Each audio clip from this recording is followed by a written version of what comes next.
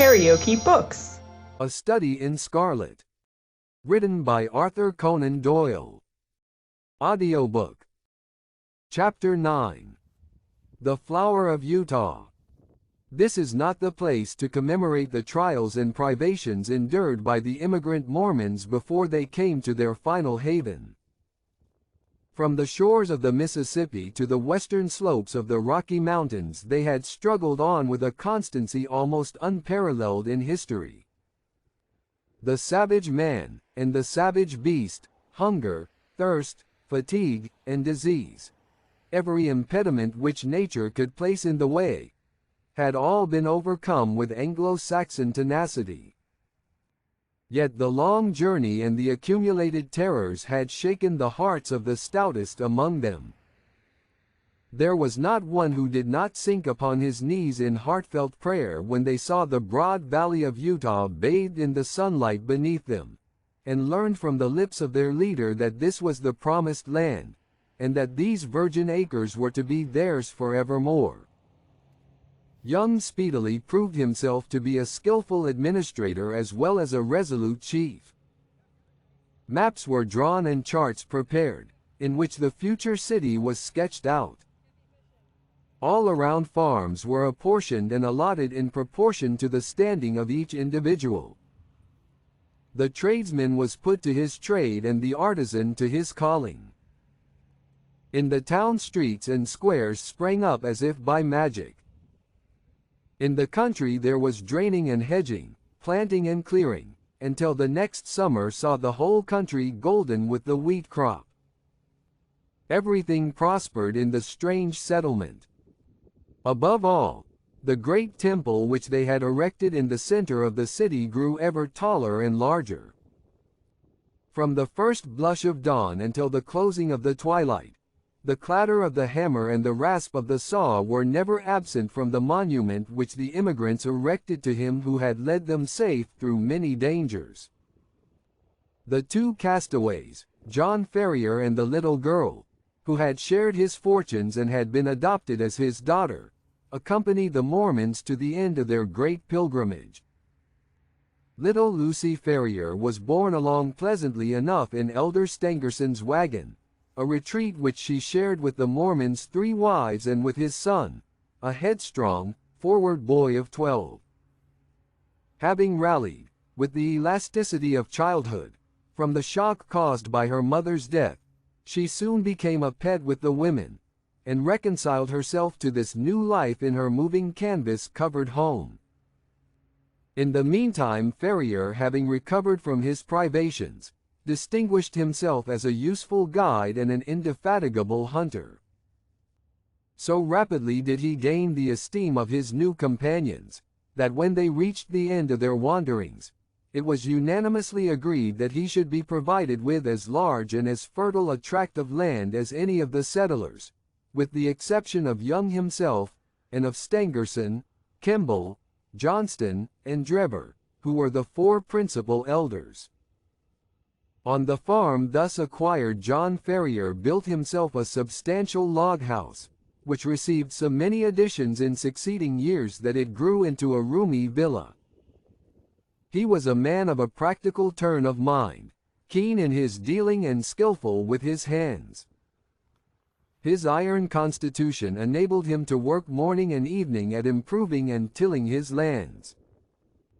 Hence it came about that his farm and all that belonged to him prospered exceedingly. In 3 years he was better off than his neighbors, in 6 he was well-to-do, in 9 he was rich, and in 12 there were no half a dozen men in the whole of Salt Lake City who could compare with him. From the great inland sea to the distant Wasatch Mountains there was no name better known than that of John Ferrier. There was one way and only one in which he offended the susceptibilities of his co-religionists.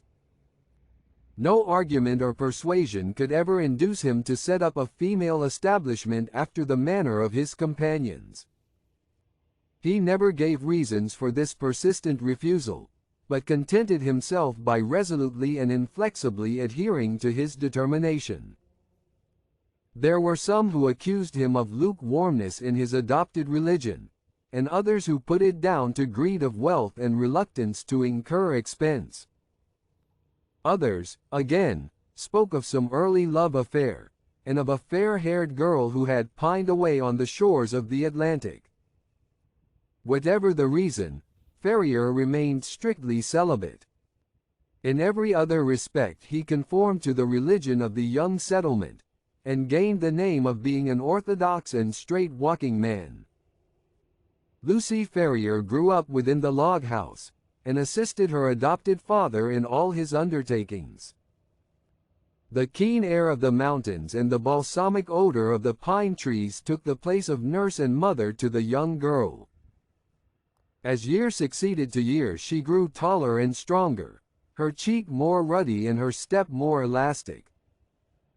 Many a wayfarer upon the high road which ran by Ferrier's farm felt long-forgotten thoughts revive in their minds as they watched her lithe, girlish figure tripping through the wheat fields, or met her mounted upon her father's Mustang, and managing it with all the ease and grace of a true child of the West.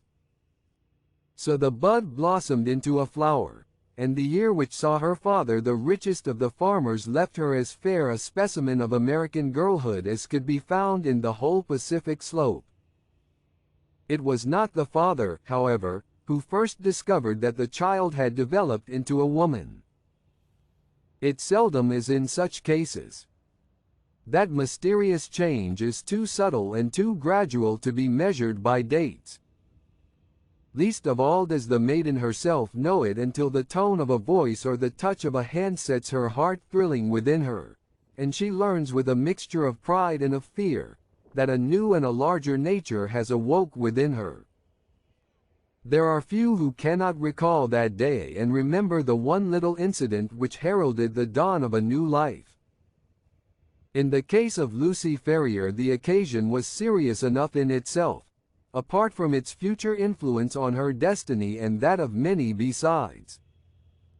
It was a warm June morning, and the Latter-day Saints were as busy as the bees whose hives they have chosen for their emblem. In the fields and in the streets rose the same hum of human industry.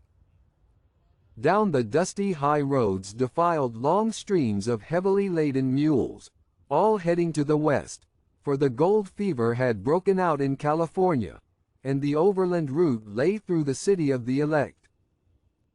There, too, were droves of sheep and bullocks coming in from the outlying pasture lands, and trains of tired immigrants, men and horses equally weary of their interminable journey.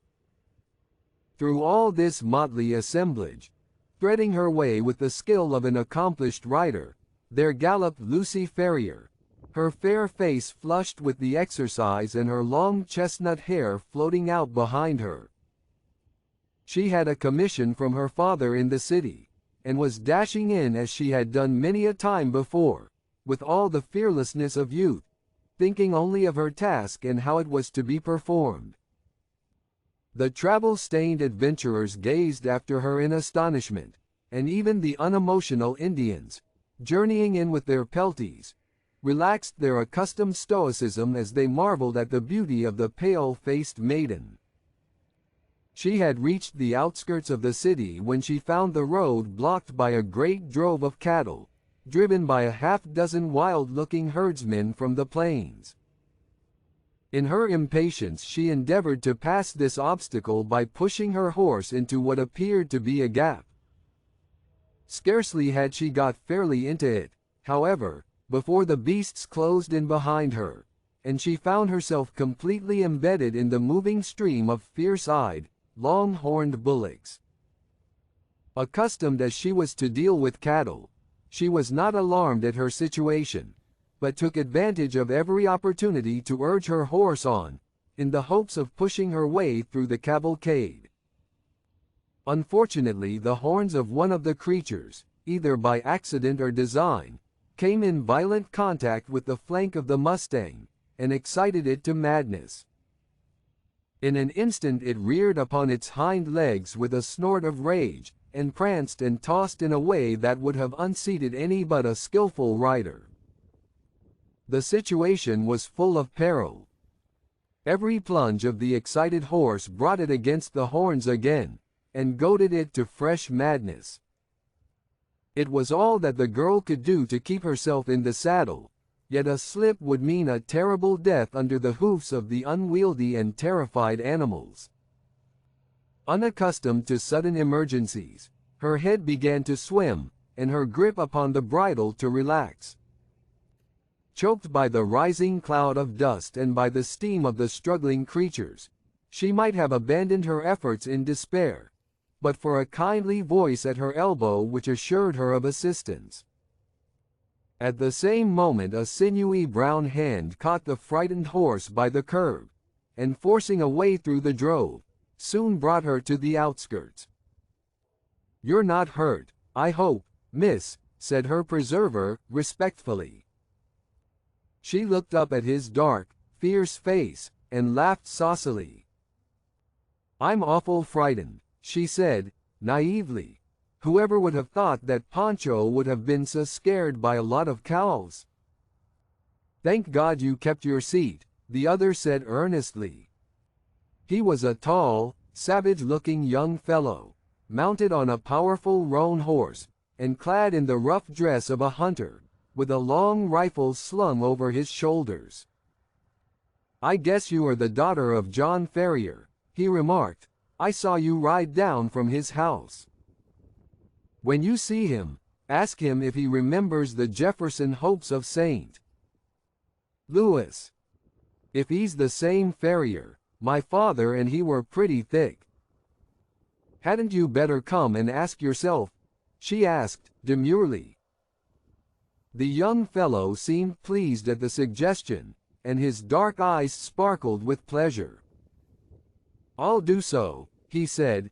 "We've been in the mountains for 2 months, and are not over and above in visiting condition.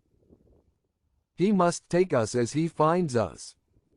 He has a good deal to thank you for, and so have I," she answered. "He's awful fond of me. If those cows had jumped on me he'd have never got over it." "Neither would I," said her companion. "You? Well, I don't see that it would make much matter to you, anyhow. You ain't even a friend of ours." The young hunter's dark face grew so gloomy over this remark that Lucy Ferrier laughed aloud. "There, I didn't mean that," she said. "Of course, you are a friend now. You must come and see us. Now I must push along, or father won't trust me with his business any more." "Goodbye." "Goodbye," he answered, raising his broad sombrero, and bending over her little hand. She wheeled her Mustang round, gave it a cut with her riding whip, and darted away down the broad road in a rolling cloud of dust. Young Jefferson Hope rode on with his companions, gloomy and taciturn. He and they had been among the Nevada mountains prospecting for silver, and were returning to Salt Lake City in the hope of raising capital enough to work some lodes which they had discovered. He had been as keen as any of them upon the business until this sudden incident had drawn his thoughts into another channel. The sight of the fair young girl, as frank and wholesome as the Sierra breezes, had stirred his volcanic, untamed heart to its very depths.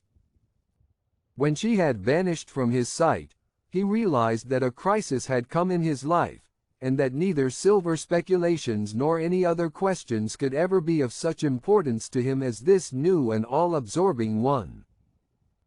The love which had sprung up in his heart was not the sudden, changeable fancy of a boy, but rather the wild, fierce passion of a man of strong will and imperious temper. He had been accustomed to succeed in all that he undertook. He swore in his heart that he would not fail in this if human effort and human perseverance could render him successful. He called on John Ferrier that night, and many times again, until his face was a familiar one at the farmhouse. John, cooped up in the valley, and absorbed in his work, had had little chance of learning the news of the outside world during the last 12 years. All this Jefferson Hope was able to tell him, and in a style which interested Lucy as well as her father. He had been a pioneer in California, and could narrate many a strange tale of fortunes made and fortunes lost in those wild, halcyon days. He had been a scout too, and a trapper, a silver explorer, and a ranchman. Wherever stirring adventures were to be had, Jefferson Hope had been there in search of them. He soon became a favorite with the old farmer, who spoke eloquently of his virtues. On such occasions, Lucy was silent, but her blushing cheek and her bright, happy eyes showed only too clearly that her young heart was no longer her own. Her honest father may not have observed these symptoms, but they were assuredly not thrown away upon the man who had won her affections. One summer evening he came galloping down the road and pulled up at the gate. She was at the doorway, and came down to meet him. He threw the bridle over the fence and strode up the pathway. "I am off, Lucy," he said, taking her two hands in his, and gazing tenderly down into her face. "I won't ask you to come with me now, but will you be ready to come when I am here again?" "And when will that be?" she asked, blushing and laughing. "A couple of months at the outside. I will come and claim you then, my darling. There's no one who can stand between us." "And how about father?" she asked. "He has given his consent, provided we get these mines working all right. I have no fear on that head." "Oh, well, of course, if you and father have arranged it all, there's no more to be said," she whispered, with her cheek against his broad breast. "Thank God," he said, hoarsely, stooping and kissing her. "It is settled then. The longer I stay, the harder it will be to go. They are waiting for me at the cañon. Goodbye, my own darling, goodbye. In 2 months you shall see me."